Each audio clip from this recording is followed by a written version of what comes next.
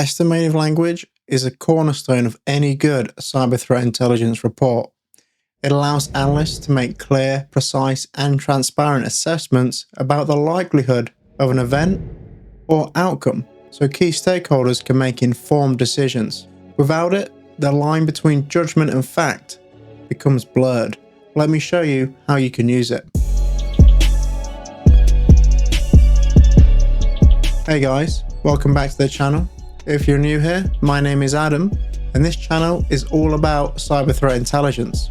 I've helped build CTI teams, refine processes, and train clients on best practices. Estimative language is a fundamental tool in your cyber threat intelligence reporting toolkit. It allows you to add clarity, precision, and transparency to your intelligence assessments so that key stakeholders know the likelihood of an event or outcome occurring. The extra context provided by adding estimative language can be the difference between a well-informed decision and falling down a rabbit hole. Let me show you how you can get started using it today.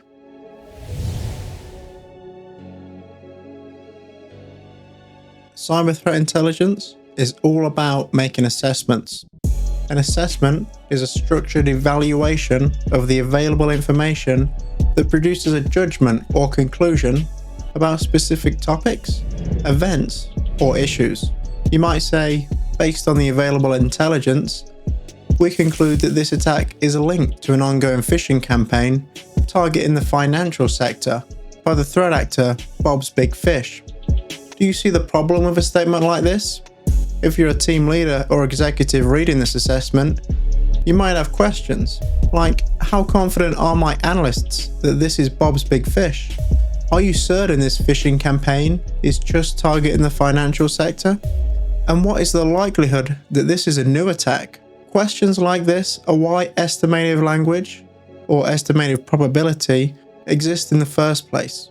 Using estimative language, an analyst can add context to their intelligence assessments and unambiguously separate facts or evidence from their own judgments. Estimative language consists of carefully chosen words that convey the confidence, certainty, or likelihood of an assessment's conclusion. It allows a cyber threat intelligence analyst to express the reliability of their judgments based on the available evidence. This enables key decision makers to better understand the context and reliability of the information they're being presented.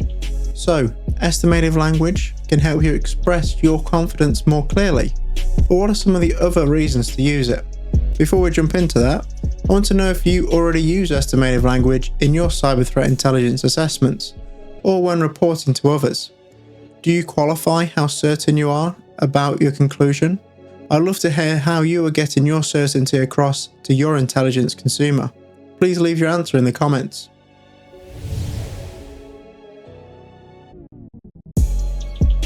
So, why is estimative language so important? Well, estimative language is not just about expressing your confidence, even though that is a major advantage.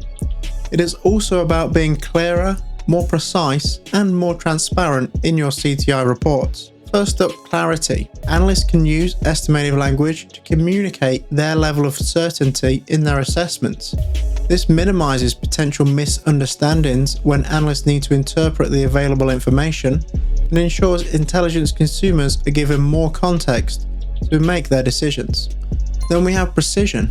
Estimative language uses standardized terms, descriptions, and confidence levels so analysts can be precise in their communications. This allows key decision makers to better understand the intelligence they are given and allows intelligence to be shared with the wider community using a common language. Finally, we have transparency.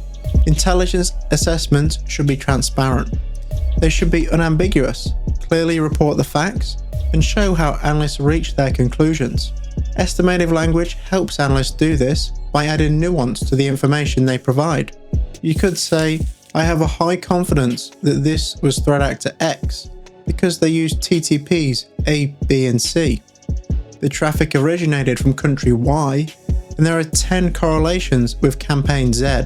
The conclusion is that it is threat actor X, and the facts are the TTPs, country, and correlation. This allows for a high confidence assessment that separates the facts from the judgment.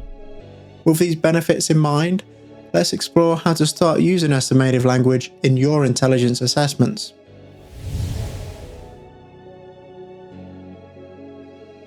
Estimative language can be used in various ways. It can be used to describe the probability of an event or outcome. It can be used to attach a confidence level to an assessment, or it can be used to qualify an assessment with additional nuance. One of the major components of estimative language is probability terms.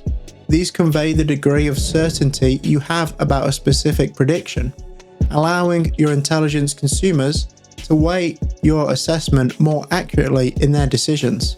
Common probability terms include almost certain, where this event is very likely to occur, highly likely. There is a strong probability that this event will occur. Then we have likely. There's a greater than even chance this prediction will come true. Then we have possible, where it's a 50-50. There is a roughly even chance of the event occurring.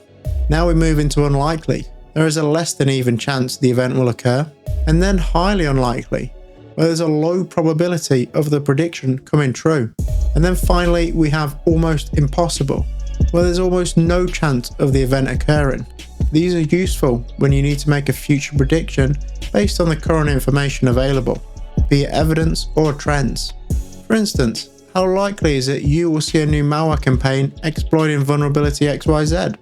You can assess the probability of an event or outcome using statistics, past trends, or available evidence. Don't get too caught up putting a number on it though. So long as you can assign some objectivity to your judgments, you're doing well. Another key component is confidence levels. Confidence levels indicate the level of certainty you have about your assessment. They are more general than probability terms and fall into three main buckets.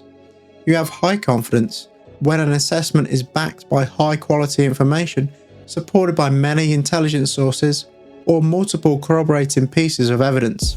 This makes the assessment reliable and verifiable. Then you have a moderate confidence. This is when the assessment is plausible and has a reasonable basis for being true.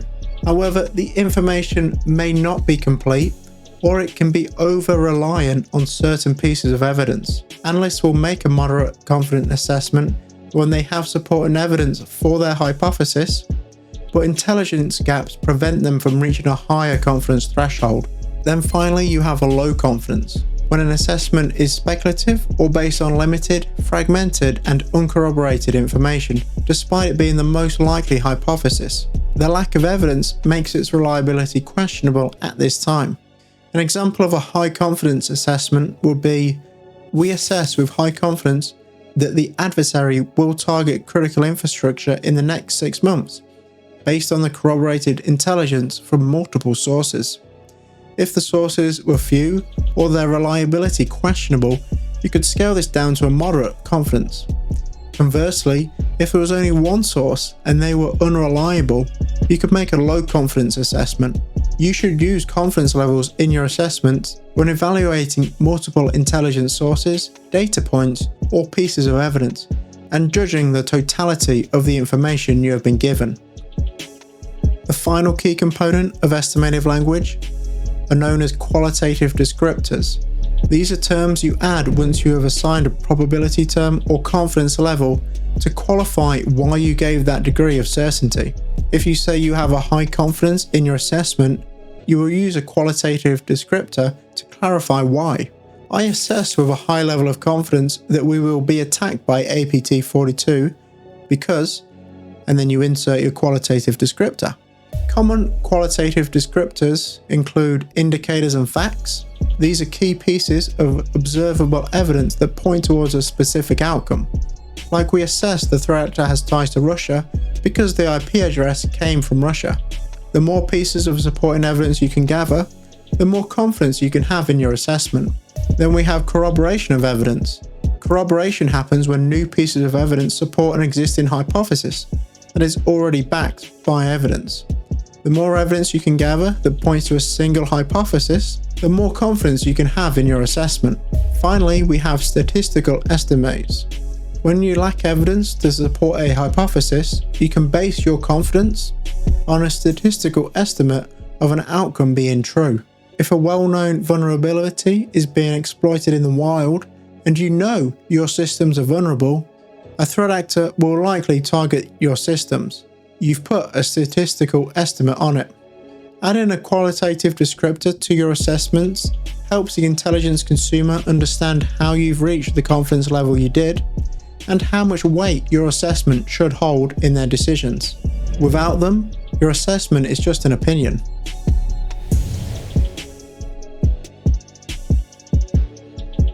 If you are new to estimative language, understanding when, what terms to use, and how to qualify your confidence using descriptors can be challenging. To help you get started, here are some practical tips. First up, make sure you understand the descriptors. Familiarize yourself with the key probability terms, confidence levels, and qualitative descriptors used to describe how certain you are about an assessment. Remember the key probability terms? Remember the confidence levels. And finally, make sure you always qualify these with a qualitative descriptor, like indicators and facts, corroborating evidence, and statistical estimates. Next, choose the type of descriptor that best suits your assessment. Choose the estimative language you use based on the assessment you are making. If you are assessing the likelihood of an event occurring, use a probability term. If you are evaluating the quality and reliability of the information supporting your assessment, use a confidence level.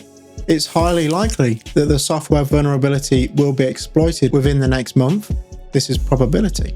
First, we have a moderate confidence in this assessment due to the limited corroborating sources. This is a confidence level. Next, always remember to provide context and justification. Explain how you reach a probability or confidence level using a qualitative descriptor. This descriptor can provide context, like based on this piece of evidence, or justification, like based on X amount of corroborating evidence.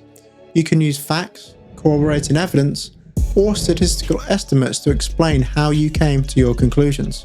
Next, always be clear and concise.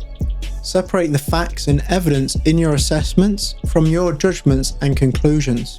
You want to avoid ambiguous terms and ensure your report is straightforward and easy to understand.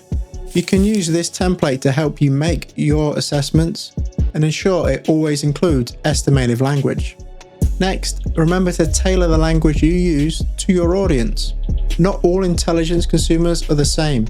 You may provide an intelligence assessment to a security operations team that needs operational and tactical intelligence. On the other hand, you could be providing an assessment to an executive about whether a new policy will affect the company's marketing strategy.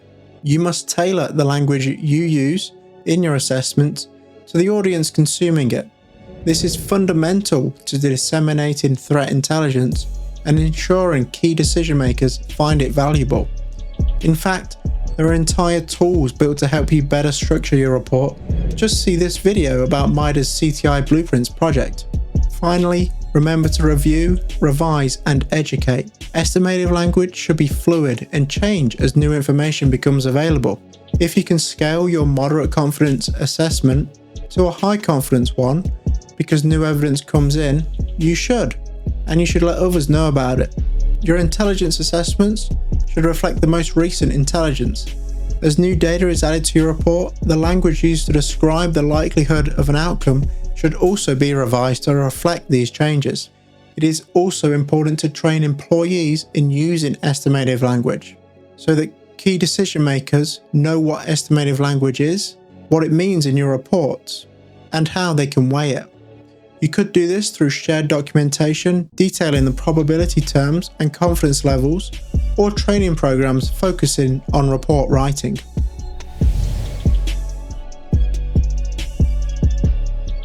Estimative language is a fundamental tool in your CTI reporting toolbox.